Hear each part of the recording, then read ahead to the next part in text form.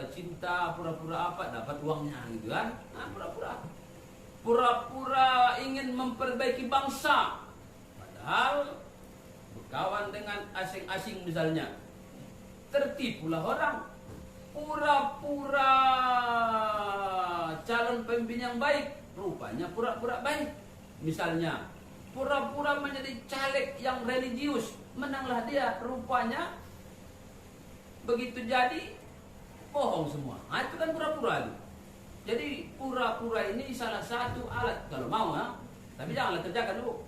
Salah satu alat atau cara untuk mendapat yang kita mau, tapi batin sangat tersiksa. Orang yang pura-pura itu banyak tersiksanya. Banyak bohongnya, banyak dustanya, banyak nipunya orang munafik itu. Banyak nipu. Nah, ini sekarang banyak tipu-tipu ini. Coba tengok, tipu-tipu kecil. Mungkin tidak munafik namanya, tapi sifat munafik. Misalnya begini. Mohon maaf kalau ada yang apa, kebetulan jualan 15.000, aslinya 30.000 per kilo. Ini buatnya 15.000, rupanya kecil buatnya 10 kilo. Nah, rupanya biar singgah aja nih orang. Itu kan nipu itu, nipu kecil. Hah? 15.000 aslinya. Wah, ini buah yang ini 30.000 sekilo, mau murah kali. Rupanya kecil.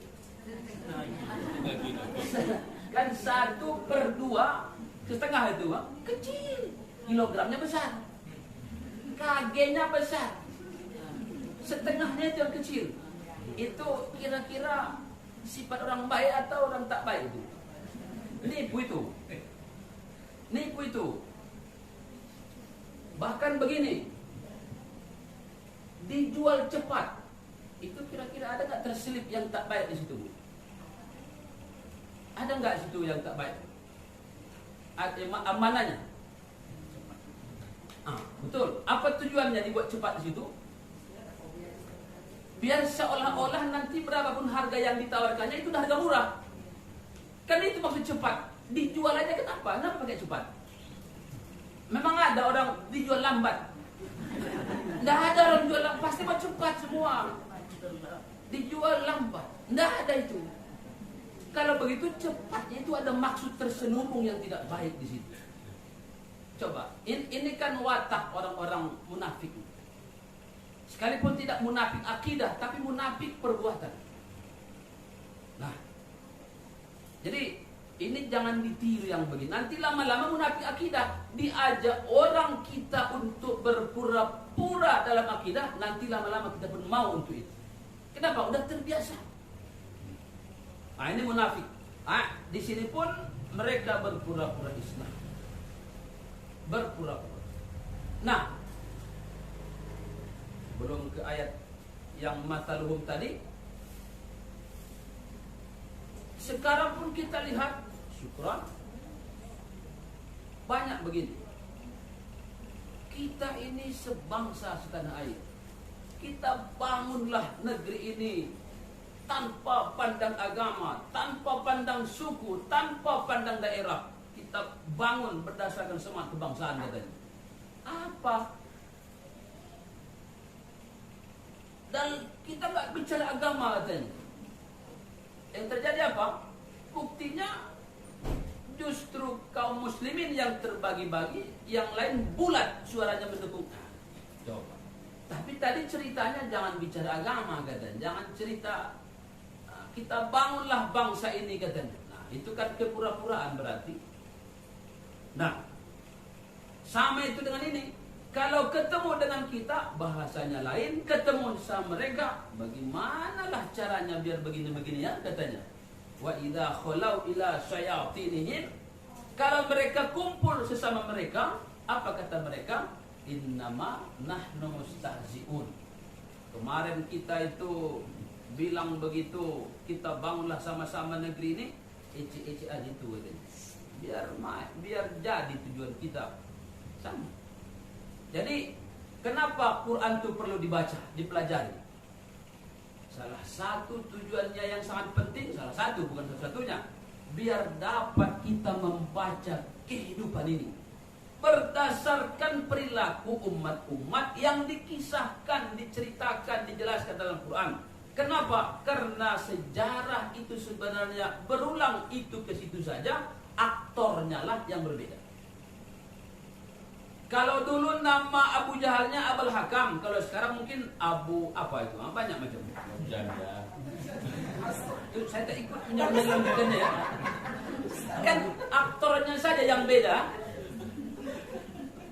Kalau dulu hidungnya mancung, Abu Jahal sekarang hidungnya pesek. Kan begitu. Kalau Abu Jahal yang dulu bersorban, sekarang anti sorban. Kan Abu Jahal sorban, orang Arab. Waktu di Mesir dulu pertama nyampe, yang masuk ke gereja ortodok itu kan salibnya ada 4, silangnya 4. Tengok berjubah juga, ya. Sementara di Indonesia berjubah itu Tuan Syekh. Sekarang tidak lagi ya. Jubah itu sekarang udah seperti orang Arab kita sekarang udah ya. Orang Arab tuh berjubah bersorban di zaman dahulu. Itu tadi Abu Jahal yang dulu dan Abu Lahab yang dulu bersorban, sekarang anti sorban, itu aja. Dulu berjenggot, sekarang anti jenggot apanya? Abu Jahal Abu Lahabnya. Namun kelakuannya sama. Jadi sejarah itu berulang. Dulu Fir'aun namanya Ramsis II. Sekarang ya macam-macam nama Fir'aun ini, nama Fir'aun. Fir'aun itu kan ibarat kita presiden, raja.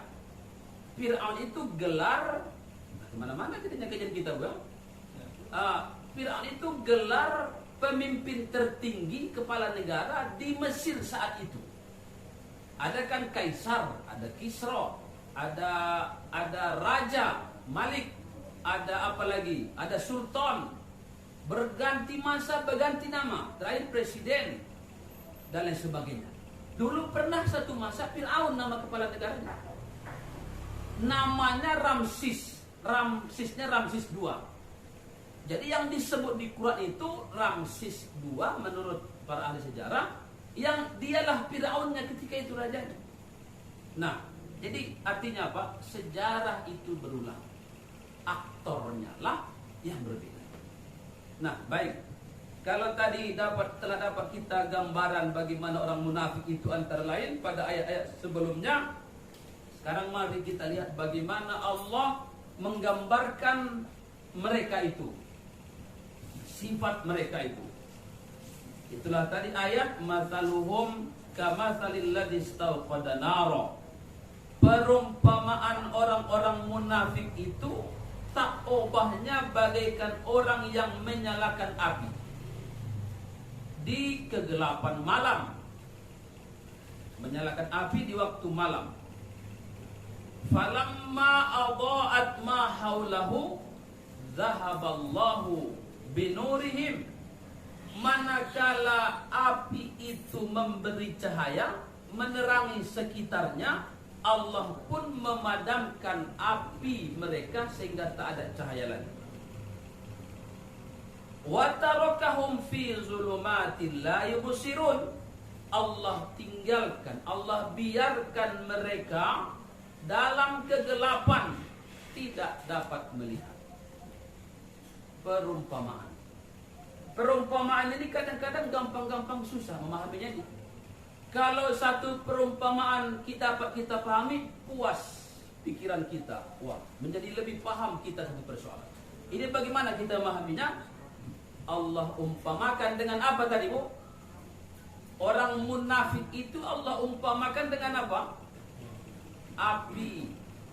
Cahaya api di malam hari. Kalau perumpamaan mesti dapat kita tarik ke alam nyata. Munafik itu seperti ini. Bagaimana maksudnya? Mari kita lihat.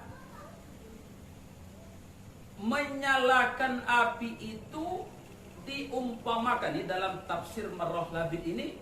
Menyalakan api maksudnya mereka menyalakan nur keimanan dengan lisan mereka pura-pura. Api, nur itu kan Yang diinginkan dari api itu dalam kegelapan kan cahayanya. Iman itu kan mirip cahaya. Bukan mirip, memang cahaya. Mereka nyalakan cahaya iman seolah-olah dalam diri mereka melalui pernyataan lisan mereka. Itu diumpamakan menyalakan api. Di mana persamaannya? Sama-sama menerangi. Sama-sama ada manfaat. Adha'at ma haulahu. Dapat cahaya sekitarnya.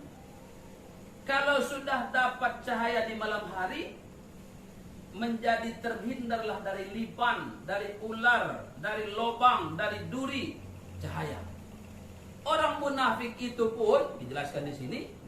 Orang munafik itu pun begitu dia nyalakan iman seolah-olah Islam dia, amanlah dia dari pajak. Ada kesamaan. Tak dipajakin lagi sama Nabi. Memang curiga. Nah, kan Nabi Allah beritahu, nah, itu munafik. Tapi dalam hukum Islam tidak boleh kita menghakimi orang di luar yang diucapkannya. Apalagi soal iman. Nabi perlakukan mereka seperti zohirnya. Amanlah mereka dari pajak. Hah? Amanlah mereka dari diperangi. Aman harta mereka tidak dipajakin. Aman darah mereka tidak diperangi. Padahal kan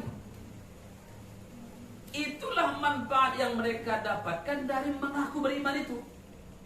Sama dengan menyalakan api tadi, ada manfaat yang mereka dapat, yaitu ya menjadi kayak orang berkemah. Dinyalakan api unggun namanya, Pak? Hangat. Kalau di Sibulangit misalnya banyak, hangat tubuh, di sekitarnya pun terang, bisa bakar jagung, bisa bakar macam-macam, bakar ikan. Ada manfaat yang didapat dengan menyalakan api itu. Ini pun dengan menyalakan Islam dengan lisan, ada manfaat yang mereka dapat. Oke, di situ sama dapat bersamaannya, Bu. Nah, karena ayat tak mungkin tak nyambung, nggak mungkin juga sambung ini ya. Ayat tak mungkin tak nyambung. Kalau belum paham kita, berarti kita yang belum paham. Nah, kemudian apa tadi berikutnya? Falamma adha'at ma haulahu. Manakala api itu bercahaya, dapatlah mereka nikmati sekilas api unggun tadi. Begitu mereka menikmatinya, zahaballahu binurihim, Allah padamkan api itu. Wa tarakahum fi zulumat la yubsirun. Kembalilah mereka ke kegelapan, tak dapat melihat. Apa persamaannya dengan orang munafik? Yang tadi pura-pura, banyak pura-puranya. Yang tadi mengaku beriman kepada Nabi, kepada Abu Bakar, kepada Umar, Utsman, Ali dan seterusnya. Dan tentu juga sekarang banyak orang munafik. Apa persamaannya dengan Allah padamkan api tadi?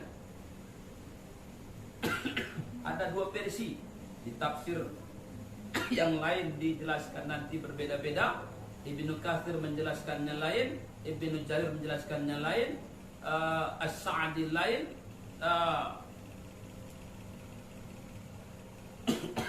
Siapa tadi? Minum dulu. Nah, minum dulu ya. Iya.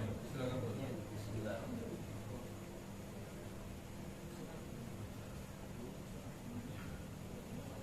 Kalau udah kelamaan kasih tahu saja. Nah. Jadi begini, mesti kita cari persamaannya. Kalau enggak nanti lewat saja, enggak bisa kita pahami ayat ini. Udah berapa puluh tahun kita baca ayat ini, jangan-jangan kita belum paham.